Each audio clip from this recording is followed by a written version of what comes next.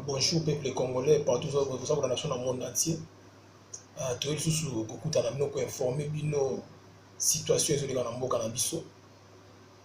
Lelo au sommaire et analyse d'un soir lelo, ça y a 3 points pour débattre. Et liboso ezali élimination à Léopard Nabiso, tout qui est Léopard lobby balongwa qui na niveau Égypte na 8e de finale ya Coupe d'Afrique des Nations, ça kobita makati ya Égypte. Ya mibale tokolobela élection ya Sénat, choix ya Kabila, pe contestation ya Bati Lukwebo na AFDC allié. Ya misa tokolobela ba activité ya chef de l'État. Merci partout dans le monde entier, vous avez Rolanda Bisso. Merci nous vous s'abonner massivement. Tobandi na premier point na Bisso, élimination à Léopard démocratique du Congo. Tobi qui est journée à lobby, c'est là qui passe pour les Congolais sont partout dans le monde entier. Pour Motomongo Tandibagi était qui est Madagascar et Colomba RDC. Mais les gars, tout ça, qui n'ont pas l'état engagé, ballon, ils ont la réalité dans l'eau. Les gars, ils ont terrain et les qui ont terrain. Mais tout côté caboté, il faut tout ça la autopsie la sélection congolaise et la football congolaise en particulier. Tour Oyo, sélection nationale na biso et fédération dans la exquise. Et vous savez pas que peuple congolais pour chaque fois la bonne préparation, la condition à bien, l'État a déployé des moyens tout la sélection. Qui stage na Marbella na Espagne, beti ba match amico. Donc pour ça la raison pour ça bisoté. En tout cas vous excusez biso. Ba propos na soto tenir lelo pour la sélection nationale na biso. Toko banda liboso na fédération na biso. Plutôt connaître la sélection nationale. Monsieur Constant Omar Iselemani ngana yebio depuis mort ya fait croire en pauvre. Soit qui intérim depuis si c'est 2001 tilelo. Tout le monde changement mon côté avancement mon côté quand na fait kofa. Et si aujourd'hui ba grade de belé ou comme vice-président ya CAF membre ya comité exécutif à FIFA. Il est temps au peut ça une chance ba ça la pour tout le monde ba limite na yo papa. Toi pour ça football congolais est avancé. Nous sommes flambeau et on a la politique et la football congolais. Tant que le gouvernement a des moyens de la cas, les gouvernements a des moyens de yango to sengi audit après que zonga ya Léopard na kati ya Congo. Tu na kati ya sélection. Ngai depuis na yebi Léopard mbala liboso na mona sélection oyo ezi ba moyen pe ba ki ba préparation dans de bonnes conditions. Dans le préparation dans bonnes conditions. Depuis 1995, au Léopard, entraîné à Mouchine Ertogal, c'est Maman Malé Korando, on a une préparation en Allemagne. Bazon est tombé Coupe d'Afrique, en Afrique d'ici en 96. Et là, on a une équipe nationale, dans le match FIFA, mais préparation avant Cannes, pour qu'il y ait la préparation Liban dans de bonnes conditions. On a sur Léopard où il y a Flora Ibengue. Parce qu'il y a une préparation dans le Cameroun. À chaque fois, vous avez déclaré de bonnes conditions. Mais le gouvernement était des moyens tout en jeu pour qu'il se prépare en Espagne dans de bonnes conditions. Mais tout le monde, dès au départ déjà, sélection, il y a 31 joueurs qui contesté. Donc tout le monde a été le meilleur joueur du pays. Petit Nabiso Jackson Mouleka ou Atebe Mazembe. Il tout fait tout flamme. Problème à visa est compliqué. Hasard éternité. Mais, dans le niveau à 31, il y a des joueurs comme Bolassier, c'est autant à Combo Lelo. Tango ya qui a ça une déclaration. À l'objet que non, à participer na kanté pour à ça prêter physiquement. Mais bateau a compris qu'il était joueur en lobby et moko mais pour convaincre les joueurs à bête ma pesa nini au Bolassier il y a 2016 il y a des Bolassier il y a 2019 on a vu les joueurs qui n'étaient pas concentrés dans les matchs et puis ceux qui ont entraîné au pesa jamais joué le quoi Bolassier a beauté penalty parce que même dans le match azali concentré te. Tu es dans la sélection kakawana. Il y avait des joueurs. Si les 31 ils présélectionnés avant de les cannes. Comment fait-il bah jouer pour ça des tests médical? T'as là défaut. Autre que non la direction a fait kofa, puis la direction médicale la biso. Bah jouer parce que test médical na niveau ya Espagne na Marbella. Médecin ya équipe nationale a besoin de signer ba fiche na bango. Toko mana Égypte boye avant veille un match contre Ouganda et vérifier ba jouer ba fiche médicale te. Fallait qu'on bannira tous les examens. Avant match, ba jouer ba s'entraîner te tomber pour l'idée 0. Tu es qu'on se ressaisir moi mon qui est dans match à Égypte mais tu es dans la organisateur tu kokite tu poli. Chance souris tu es qu'on bêta match ya Zimbabwe tu éliminer ba goal na biso tu marquer 4 de combina 0 goal différence. To l'équipe football de to ba retanga te mais football peut comme kotanga. Football comme kotanga vie à parcours à Madagascar na RDC. Biso to beti na individualité l'expérience. Mais bango ba jouer équipe na collectif. Tout le monde qui a un terrain. Tout ça qui devant une équipe où il y a une cohésion. Mais il y a une individualité, une expérience. Trop gagné de. Et puis tu as déployé un arbitrage, tu as constant mari papa tika. Tout le monde président de la Fédération égyptienne de football association. Il a limogé entraîneur et puis il a démissionné. Quel exemple? Il y a un exemple. Un exemple. Tout le monde na Fédération à Bénin. Bien sûr, Bénin l'équipe, mais va porter plainte contre arbitre qui match ya Bénin contre Maroc. Sikoyo Constant Mari, premier vice-président ya CAF. Pour l'arbitrage les gars qui lobby. Yo okosala nini? Aussitôt possible, tout le monde qui Bénin après match va introduire plainte na bango. Arbitre wana ça désigné par deuxième vice-président ya CAF. Na kombo na za marocain. Le nom c'est Fouzi Legja. Fouzi Legja. Un deuxième vice-président ya CAF.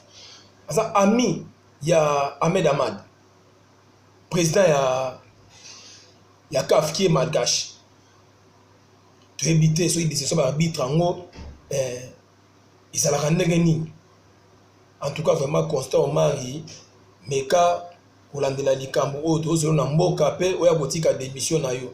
Tu es un coach Bengi, coach ou sali à 3-4 na RDC. Hermoko, solita un coquille, ou kao tika. Kolingate, ba benganayo, to ba humilier yo. Sali à la sélection RDC, tu es bit tu route qui wapi, peut-être comme le 49e dans le monde, 5e pays africain. Ou sali à trop, na groupe na ensemble, et koki, kolukate, né na moni ba déclaration na ba réseaux sociaux, qui match à Madagascar des matchs là, mais il faut solo lana, président fait kofaté, il est temps, coach, tika, ça l'a concentré dans fait club, tika, ba nous baya ko aider l'équipe nationale to kende liboso et puis to kosenga politique ya football na biso surtout na championnat national bocha ba moyen to championnat makasi to joueur makasi. En tout cas félicitations ba joueur na swali na foot Claudingo na muzinga avec club Meshak Elia tout puissant Mazembe ou l'accès pena Isama Mpeko Joe ou l'accès pena qui no beta championnat où ils a likolo mais to kosenga na l'état congolais acha mbongo na gouvernement na biso ndenge ba pays musu ba chaka mbongo na ba gouvernement na bango na ba Gabon na ba Afrique du Sud bo aider l'équipe et c'est la biso ba joueur ya makasi. Il y a des joueurs au basa na porte il y a équipe nationale tant na bango koki a des joueurs qui ont fait 4 cannes 3 cannes age Poussani singeli ko construire équipe tout autour il y a ba Akolo ba Meshak Elia ba Marcel Tisserand malgré to raté penalty lobby construire équipe à Sika avec équipe nationale I-23 au bazaki peut éliminer erreur administratif qui a fait Kofa Papa Omari Tika tu as joueur bien à Poto tu as joueur bien à Congo tu as sélectionneur à Sika tout ça l'appelle une nouvelle fédération pour Sika pe et ya yo Tika la instance il y a football africain pe mondial tout va continuer en tout cas merci pour le dossier à Léopard de Sukiwana to ndimi ete Constant Omar ko sala moté ya malamu ya ko tika démission na yo ndenge président de la fédération égyptienne du football a démissionné et puis l'accent bonne foi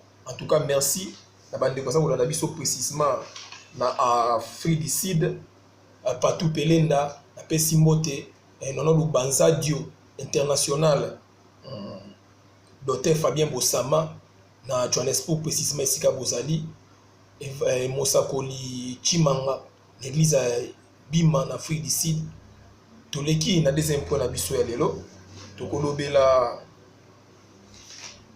tokolobela élection ya bureau ya Sénat pe choix Joseph Kabila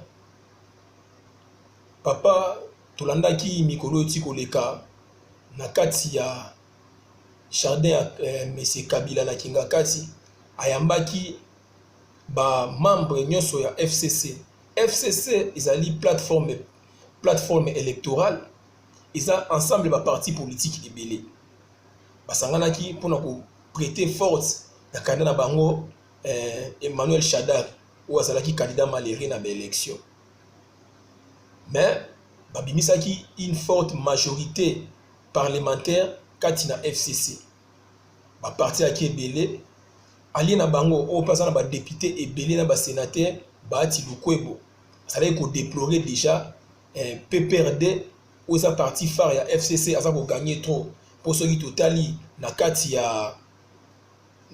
ya parlement présidente ya assemblée nationale madame Janine Mabunda azali ya PPRD ceux qui toye na primature mutazui kuna PPRD ceux qui totali majorité ya ba bureau ya assemblée provinciale azali PPRD yango monsieur Bahati Lukwebo asengaki na batu ya FCC bapesa e poste ya président ya Sénat pour epasali na poids politique kata FCC mais bakendaki kuna monsieur Kabila ndenge azalaka na makambo na ye aye ko choisir monsieur Tambwe Mwamba entre temps aza conscient Tambwe Mwamba aza na ba sanction ya Union européenne akoki jamais kobima yango ekoti mutu kati na FCC tozwi ba information à partir ya batu ya AFDC et ailier que monsieur Bahati Lukwebo bientôt aza ko annoncer démission na ye Congolais place aux alliés totel les mabato baza ko distraire biso ceux qui bango bazali majorité parlementaire biso peuple bazali majorité populaire nous a 85 millions d'habitants moi ko le biso té s'il y a un projet diabolique kati na deux chambres wana assemblée nationale na Sénat peuple biso ko telema bo contrer wana pour monsieur Kabila asali 18 ans dans eloko mususu oyo akoyi ko lakisa biso té oyo akosala té oyo abosanaki na 18 ans il pouvait faire tout, il pouvait construire les hôpitaux ba école ba nzela ba infrastructure nyonso mais asali yango te sikoyo boye ko sala révision constitutionnelle na cadre nini to pour azonga asala nini o peuple congolais ko bénéficier nango yango c'est un peuple congolais partout bozali bo telema totala ba théâtre ya FCC baka ko sala mais c'est Bahati Lukwebo yepé asa exemplaire te parce qu'il a contribué à la décision de la République démocratique du Congo pendant 18 ans. Asalaki plusieurs fois ministre d'État. Makambo na bango eza bango ezali makambo na bango etali peuple te.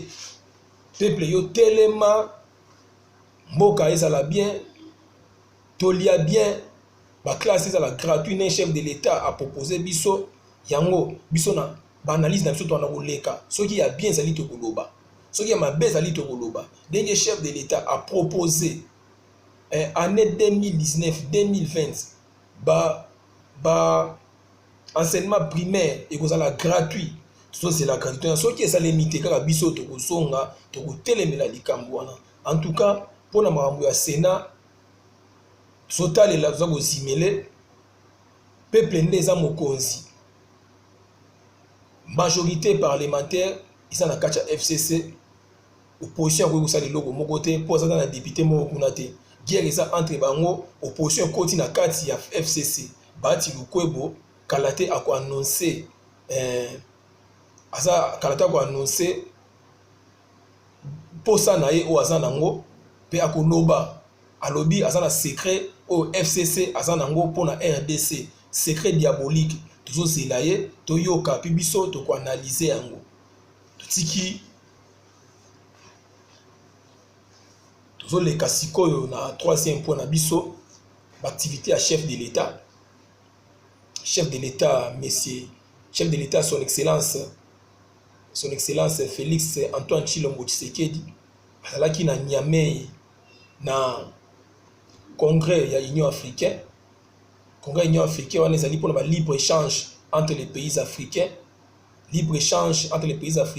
na domaine surtout ya douane pe na ba produits pe na domaine ya circulation ya population yango eza toujours et aussi la lelo lundi bozwa précision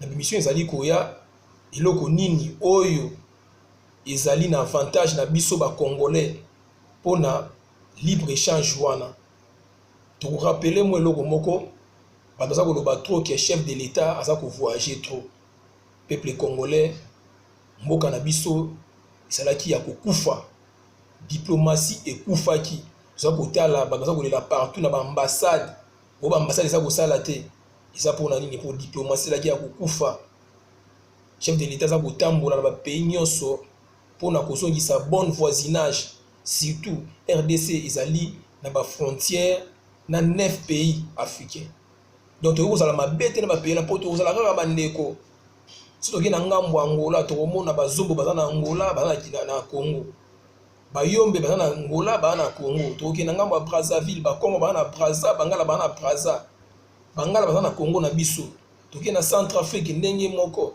toki na Sud Soudan toki na Rwanda Burundi Uganda toki na Tanzanie donc il fallait chef de l'État atambola abongisa bon voisinage oyo Kabila abebisaki na butu asa kokende kosolola na ba chef de l'État wana na moya zo face que non il y a un problème entre nos frères voisins. OK, c'était pas ça. Yango chef de l'État otambola pamba te asa ko bunda pona Congo to tchaye maboko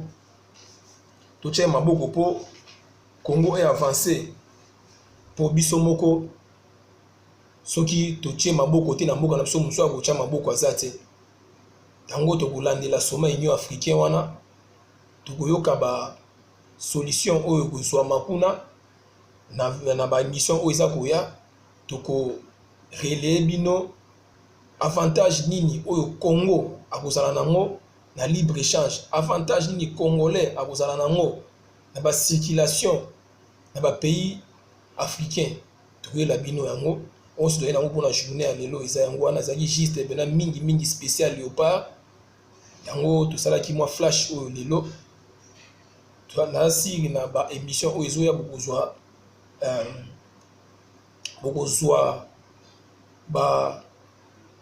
ba nouvelle il y a République démocratique du Congo situation politique ya mboka na biso pona l'élo to suki wana merci na ba donner partout dans le monde entier. Pour remercier pour soutenir biso partout dans le monde entier sika bozali de beaux sanitaires tout ça na bino ensemble ba conseil ba suggestion bokoma na ba commentaire to kotanga yango pe to kosayela yango merci na ba relation na Belgique na moment oyo Romial de petit mais costaud merci na nyonso na pesi mbote lisusu na Zézé Bichoki Zidane les ballons d'or de Bruxelles merci et puis Papi Chimanga leader sans complexe na Bruxelles pour ça qu'on a biso en direct to kiti na France Gilles Gilberto yao yango wana Eric Ngweji Mosali Nankolo Tony Bunzi merci pour na moi conseil to améliorer na ba prochaine émission na biso to kiti na UK na Angleterre na Grande-Bretagne Christian Luboya masananga ya kati donc aso c'est la kama solo ndeto solo ki chef témoin na kati ya Dublin na Irlande mo théâtre iko masamba vient na ngai nazozela eloko wana donc nazozela kaka nazomona ba photo ba image mais nazozela nano Soli TV na ngai na Afrique du Sud na musika nono Lubanza du international babeta beta na bango maintenant bakomi na niveau na yote Patou Pelé na masa na ngai Musakoli Eva Musakoli Chimanga wetu papa ozoyo kanate Docteur Fabien Bosama yango wana Docteur Fabien Bosama merci à trop tukiti na badola sur na Canada masa na nga Papi Kabuya Pachen Papi Kabuya merci pour le conseil de quoi améliorer na ba émission ou ezoya talaka ba condition tout ça pour ça la ba émission vraiment donc tu dois bosser un apport na bino nyoso Badou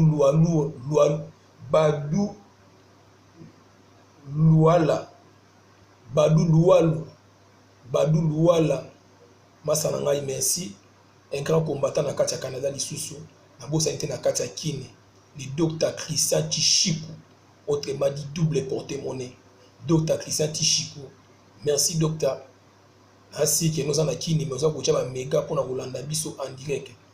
Merci peuple congolais partout vous allez nous landa biso attentivement s'il y a des suggestions beaucoup mais la biso na plus 216 520 63 259 plus 216 520 63 259.